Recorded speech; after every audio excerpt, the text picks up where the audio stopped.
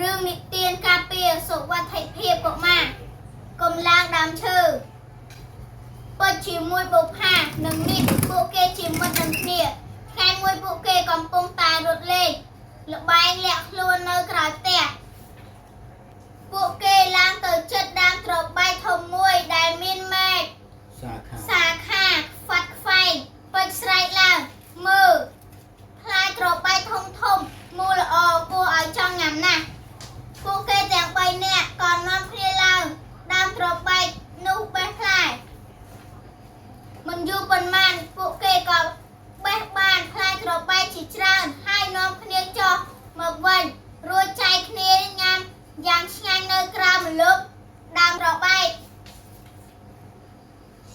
ពេលញ៉ាំហើយពួកគេនៅតែមានអារម្មណ៍ថាឃ្លានទៀតបុប្ផានិយាយ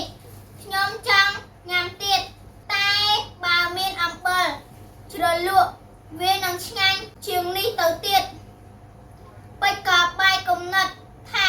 មែនហើយតោះយើងយកអំបិលឡើងទៅញ៉ាំលើដើមតែម្ដងទៅពេលនោះយើងអាចបេះញ៉ាំបានភ្លាមៗដោយមិនចាំបាច់ចុះឡើងទេពួកគេក៏រត់ទៅយកអំបិលបានមួយចានតូចហើយនាំគ្នាឡើងដើមត្របែកម្ដងទៀតរួចបេះញ៉ាំទាំងសប្បាយរីករាយមួយសន្ទុះក្រោយមកស្រាប់តែផ្ទៃមេឃចាប់ផ្ដើមងងឹតស្លុបហើយភ្លៀងក៏ចាប់ផ្ដើមធ្លាក់មក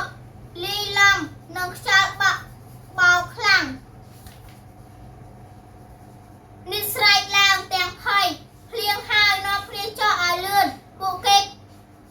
នាំគ្នាប្រញាប់ប្រញាល់តោងមេឃឈើចុះទាំងបង្ខំ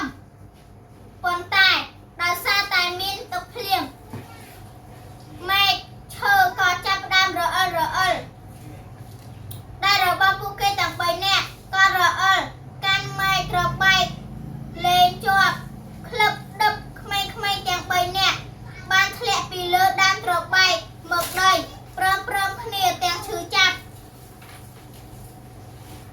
ក្មេងៗស្រែកយំយ៉ាងខ្លាំងដោយការឈឺចាប់និងការភ័យខ្លាចអូយឈឺណាស់ពុកម៉ែឪពុកបានឮសំឡេងកូនយំក៏រត់មកមើលទាំងប្រញាប់ហើយលើកពួកគេឡើងពុកដកដង្ហើមធូរស្រាលសំណាងល្អហើយពួកគេរបួសត្រឹមតែរលាស់ស្បែកបន្តិចបន្តួចប៉ុណ្ណោះពុកអោបពួកគេហើយនិយាយដោយទន់ភ្លន់ថាកូនពុកបានប្រាប់ហើយកូនមិនត្រូវឡើងលើដើមឈើខ្ពស់នោះទេព្រោះវាមានគ្រោះថ្នាក់ណាស់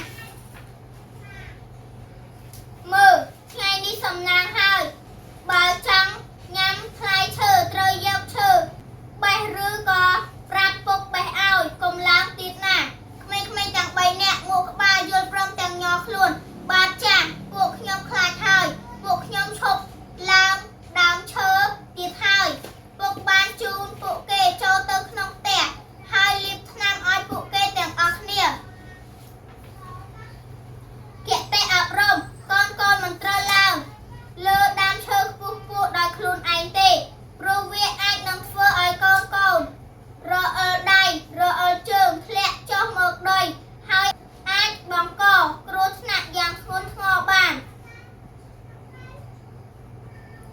រឿងនិទានការពារសុវត្ថិភាពកុមារកុំឡើងដើមឈើចាប់តែប៉ុណ្ណេះសូមជម្រាបលា